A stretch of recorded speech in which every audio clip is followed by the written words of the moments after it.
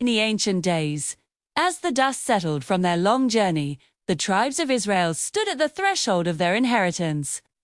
At the forefront was Judah, the lion's tribe, poised to receive a portion of land where divine promise was about to become tangible reality. Their territory was vast, stretching to the very edge of the sun-scorched wilderness of Zin and touching the shimmering, salt-laden waters of the Dead Sea. This wasn't just a plot of earth. It was the stage upon which a grand destiny would unfold, a land where generations would witness the faithfulness of God's covenant. The air itself seemed to hum with anticipation, echoing with the faint footsteps of ancestors and the whispered promises of a future king. This was the land where promise met destiny. Let's trace these sacred borders together. The southern boundary of Judah began its journey from the bay at the southernmost tip of the Dead Sea. From there, it wound its way upward, ascending the formidable sun-scorched cliffs of Akrabim, also known as Scorpion Pass. The line then journeyed through the wilderness of Zin, reaching the pivotal location of Kadesh Barnea, place heavy with history. They, where their forefathers had once wandered and faltered, but also where God's mercy had been shown.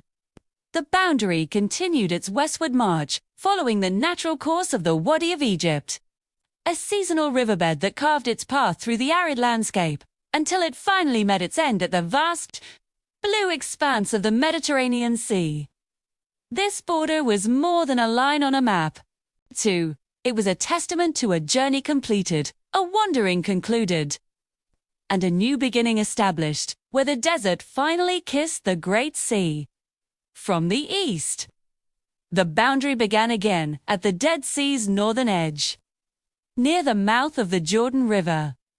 It ascended from there, passing through the Valley of Acre, a place once known for trouble, but now a door of hope.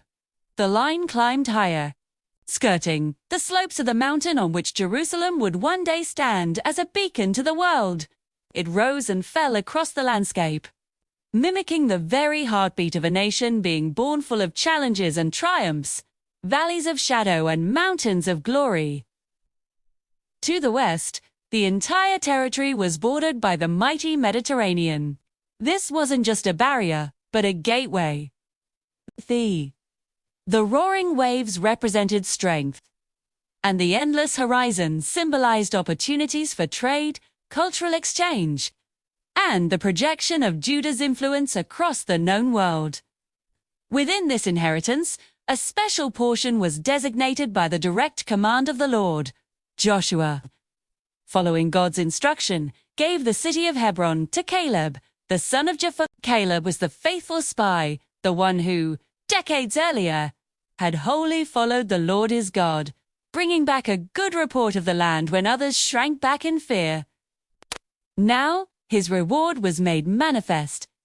From his new stronghold at Hebron, this aged but still powerful warrior drove out the remaining sons of Anak, the giants who had once terrified the Israelites. Caleb's legacy didn't end with his own victory.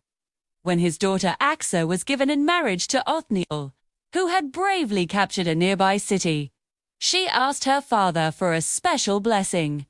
Caleb gave her not just the arid land of the Negev, but also the upper and lower springs, a gift of living water, symbolizing a legacy of life, provision, and enduring blessing for the generations to come. So, what did the full inheritance of Judah look like? It was a breathtaking tapestry of diverse landscapes.